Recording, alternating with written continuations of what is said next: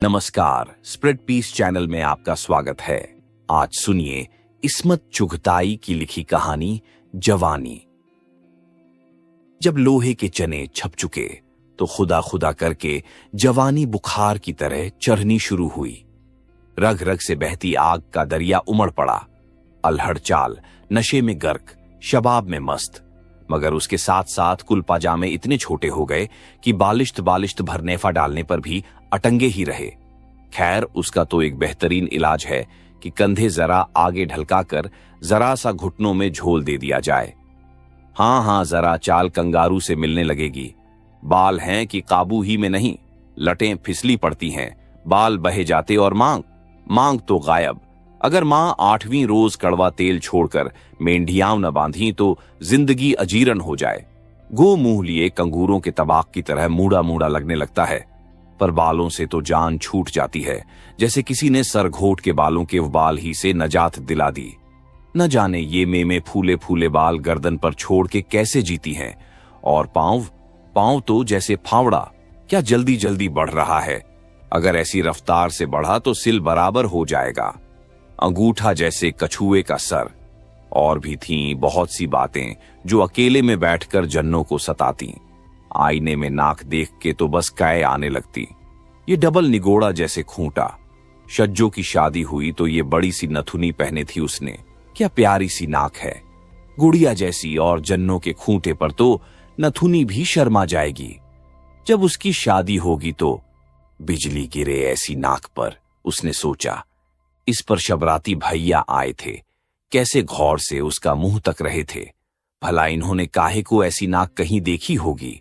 जन्नों ने जल्दी से कुछ पोंछने के बहाने नाक ओढ़नी से छुपा ली।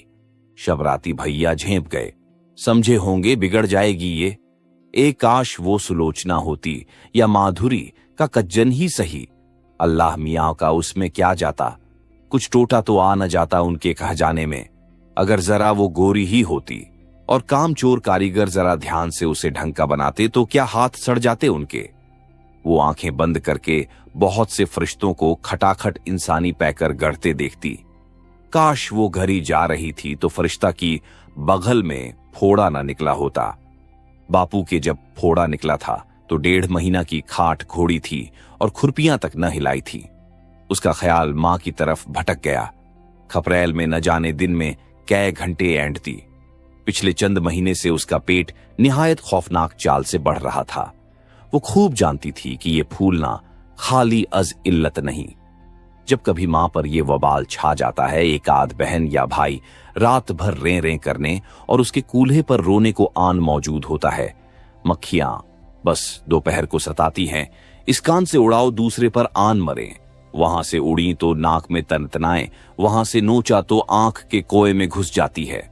2 घड़ी भी न हुई होगी कि दुपट्टा के छेद में से यलघार बोल दिया और ऊपर से मां डकराई। मौत पड़े तेरे सोने पर, उठ शबराती को रोटी दे।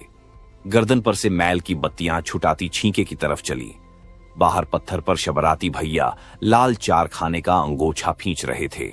छपाछप से मैली मैली बूंदें उछलकर उनकी अधमिची आंखों और उलझे हुए बालों पर पड़ रही थीं। वो रोटी रुक के पास ही घुटने पर ठोर ही रख के गौर से उन्हें देखती रही। उनके सीने पर कितने बाल थे, घने पसीने में डूबे हुए। जी न घबराता होगा, वो सोचने लगी, कैसी खुजली पड़ती होगी। उनके कसे हुए डंडों और राणों की मछलियां हर छपाके के साथ उछलती थीं। शबराती भैया अंगोछा टट्टी पर फैलाकर रोटी के बड़े बड़े नेवाले साग की कमी का गिला करते हुए निगलने लगे। पाड़ी, उन्होंने सूखी रोटी के मुहीत नेवाले को गले में जकड़ते हुए कहा, और जन्नों ने घबराकर उन्हें कटोरी पकड़ा दी। जल्दी से खा लो, कटोरी मांझ के यहीं धर देना, हमें कुट्टी करने को पड़ी है। वो गुरूर से अहकाम सादर करती उठी। हम कर देंगे कुट्टी, शबराती रोटी के किनारे खाते हुए बोला। तुम खेत जाओगे? वो चलने लगी। खेत भी जाएंगे? वो गुरूर से एक अमीक टकार लेकर बोला। ओह, नक रहने दो। वो चली। कहते हैं तुझसे कुट्टी नहीं होगी, वैसे ही कोई चोट चपेट आ जाएगी। शबराती ने प्यार से डांटा। शबराती को क्या, उनके आने से पहले वो कुट्टी किया करती थी कि नहीं? ऐसी भी क्या चोट चपेट। छप्पड़ में जाकर उसने रूपा और चंदन को प्यार से 2-4 घूंसे लगाने और उन्हें कोने में चुपचाप खड़ा रहने की ताकीद करके खुद कुट्टी के गट्ठे को बचोरकर गड्डियां बनाने लगी। छेप, हटो, हम कुट्टी कर दें। शबराती ने फिर डकार लेकर चने के साग का मजा लेना शुरू किया। वो इतराकर गंडासा संभाल कर बैठ गई, गोया उसने सुना ही नहीं। तुझसे एक दफा कहो तो सुनती ही नहीं। ला उधर गंडासा। वो गंडासा छीनने लगे। नहीं, वो बनने लगी और कुट्टी शुरू कर दी। तो लियो अब। वो अपनी फुकनी जैसी मोटी मोटी उंगलियां गंडासे के नीचे बिछाकर बोले, लेव, अब करो कुट्टी, मार देव, हटाओ कि हम सच्ची मार दें।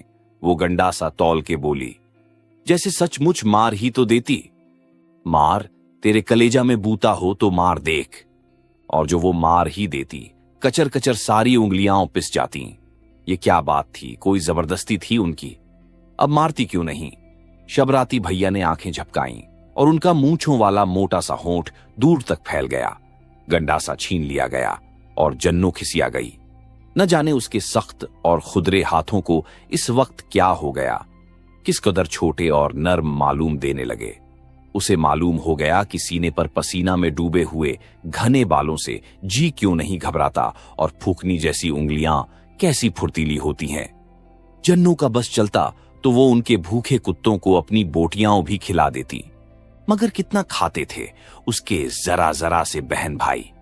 वो मोटी से मोटी रोटी ख्वाह कितनी ही जली और अधकचरी क्यों न हो, चुटकियों में हजम कर जाते। क्या ऐसा भी कोई दिन होगा जब उसे रोटी न थोपनी पड़े? रात भर मां आटा पीसती और इस भद्दी औरत से हो ही क्या सकता है। साल में 365 दिन में किसी न किसी बच्चे को पेट में लिए कूल्हे पर ला दे या दूध पिलाते गुजारती। मां क्या थी, एक खजाना थी जो कम ही न हुआ था।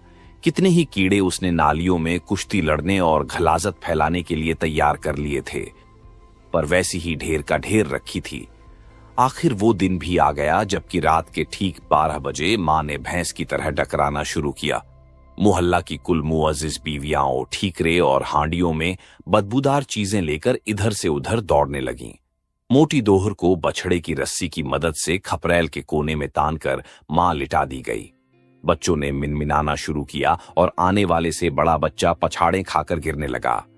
बापू ने सबको निहायत अजीब अजीब रिश्ता कायम करने की धमकी देकर कोने में ठूंस दिया और खुद मां को निहायत पेचदार गालियां देने लगा, जिनका मफहूम जन्नो किसी तरह न समझ सकी।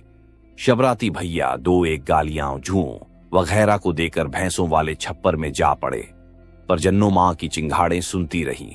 उसका कलेजा हिला जाता था। मालूम होता था कोई मां को कांटे डाल रहा है।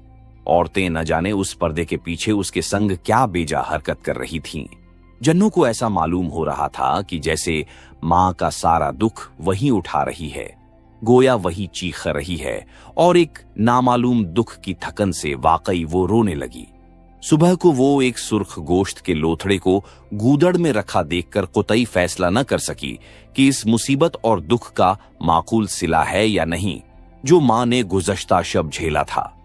पता नहीं मां ने दूसरी गहलाजत के साथ साथ उसे चीलों के खाने के लिए कूड़े के ढेर पर रखने के बजाय उसे कलेजे से क्यों लगा रखा था। जाड़ों में भैंसों के गोबर की सड़ांध बची कुची सानी की बू के दरमियान फटे हुए गूदड़ में इस सिरे से उस सिरे तक जीव ही जीव लेट जाते। फटी हुई रोई के गुट्ठल और पुरानी बोरियां जिस्म के करीब घसीटकर एक दूसरे में घुसना शुरू कर देते ताकि कुछ तो सर्दी दबे। इस बेसरो सामानी में भी क्या मजाल जो बच्चे निचले बैठे। रसूलन हुंगवा की टांग घसीटती और नत्थू मोती के कूल्हे में काट खाता, और कुछ नहीं तो शबराती ही घसीट कर इतनी गुदगुदी करता कि सांस फूल जाती। वो तो जब मां गालियां देती तब जरा सोते। रात को वो अफरात फरी पड़ती कि किसी का सर तो किसी का पैर, किसी को अपने जिस्म का होश न रहता। पैर कहीं तो सर कहीं। बाज वक्त अपना जिस्म पहचानना दुश्वार हो जाता। रात को किसी की लात या घूंसे से चोट खाकर या वैसे ही इतने जिस्मों की बदबू से उकताकर अगर कोई बच्चा छू भी करता तो मां डायन की तरह आंखें निकालकर चीखती और फरियादी बिसूर कर रह जाता। और जन्नो तो सबसे बड़ी थी, मगर जन्नो को खूब मालूम हो गया कि सीने पर कितने ही बाल हों और बगल में से कैसी ही सड़ांध आए, जी बिल्कुल नहीं घबराता। मोरी का कपड़ा कीचड़ में क्या मजे से लौटता है, और उसमें बात ही ऐसी क्या थी। जब दोपहर को मां बच्चे को जन्नों को देकर दाई से पेट मलवाने कोठड़ी में चली जाती या अपनी सहेलियों से कोई निहायत ही पोशीदा बात करती होती, तो वो भैया को गोद में लिटाकर जाने क्या सोचा करती। वो उसका छोटा सामना चूमती, मगर उसका जी मिथलाने लगता। पिलपिला सड़े हुए दूध की बू। वो सोचने लगती कि कब वो 6 फुट ऊंचा चौड़े बाजुओं वाला जवान बन चुकेगा, और फिर वो उसकी छोटी छोटी मूंछों और फूकनी जैसी मोटी उंगलियों का तसव्वुर करती। उसे यकीन ना आता था कि कभी यही खमीरी घिलगला लकड़ी का खंबा बन जाएगा। कुएं पर नहाते हुए नीम बरहना गुंडों को देखकर वो अपने अधमरे भाइयों पर तरस खाने लगती। काश यही बढ़ जाए। इतना खाते हैं फिर कचरियां सा पेट फूल जाता है, और वो भी सुबह को खाली। मुहर्रम पर शबराती भैया अपने घर चले गए। रात को बच्चे पहली ही धुतकार में सो जाते, पर जन्नो पड़ी पड़ी जागा करती। वो सरक सरक के किसी बच्चे से बेइख्तियार होकर लिपट जाती। शबराती भैया कब तक आएंगे अम्मा? उसने एक दिन पूछा मां से। बैसाख में उसका ब्याह है, अब वो ससुराल ही रहेगा। मां गेहूं फटकती हुई बोली, अरे उसे किस कुद्दर हैरत हुई। घसीटे चाचा के ब्याह में बस क्या बताया जाए, क्या मजा आया था। रात रात भर बस गाना और ढोल। सुर्ख टोल की दुपट्टिया वो किस शान से 8 दिन तक ओढ़े फिरी थी। जभी तो शबराती भैया ने उसके क्या जोर से छुटकी भर ली थी। वो घंटों रोई थी। वो फिर सोचने लगी कि ब्याह में वो कौन सा कुर्ता पहनेगी। लाल ओढ़नी तो वैसी धरी थी, फिर ब्याह तो अभी दूर था, पर न जाने उसे क्या हो गया था। वैसे तो कुछ नहीं, बस जी था कि लौटा जाता था। अगर पिछवाड़े इमली का पेड़ न होता तो वो फिर भूखी ही मर जाती। कैसा जी भारी भारी रहता। मां उसके झोंटे पकड़ पकड़ कर हिलाती, पर हर वक्त नींद थी कि सवार रहती। पानी भरते में उसे कई दफा चक्कर आ गया, और एक दफा तो वो गिर ही पड़ी दहलीज पर। नाजो की कमर लचक जाती है, मां ने 2 हत्थड़ मारकर कहा, और अपना सा पीला चेहरा देखकर तो वो खुद डर जाती। वो यकीनन मरने वाली हो रही थी। कुबड़ी बुढ़िया मरी थी तो कई दिन पहले धड़ाम से मोरी में गिरी, और बस घिसट्टा ही करती थी। अरे ये तुझे हो क्या गया है रांड? मां ने उसे पजमुर्दा देखकर पूछ ही लिया, और वो उसे बेतरह टटोलने लगी। जन्नों के बहुत गुदगुदी हुई। हरामजादी, ये किसका है? उसने उसकी छोटी उमेट कर कहा। क्या? जन्नों ने डर के पूछा। अरे यही तेरे करतूत, बच्चा बनती जाती है, मुर्दार हरामखोर। उसने जन्नों को इतना मारा कि 2.5 सेर घी फेंकने पर भी न मारा होगा, और खुद अपना सर कूट डाला। अरे मुर्दे खोर, बता तो आखिर कुछ। वो थककर जन्नों को फिर पीटने लगी, और फिर उसने न जाने क्या क्या पूछ डाला। वहां था ही क्या। रात को उसने अपने बाप की गालियां और मार डालने की धमकी सुनकर जोर से घुटने पेट में अड़ा लिए और खाट पर औंधी हो गई। पर उसे बड़ी हैरत हुई कि वो साथ साथ शबराती भैया को क्यों गंडासे से काट डालने की धमकी दे रहे थे। बैसाख में तो उनका ब्याह होने वाला था, जिसमें वो सुर्ख दुपट्टा ओढ़कर उसका गला भर आया। आप सुन रहे थे इस्मत चुगताई की लिखी कहानी जवानी।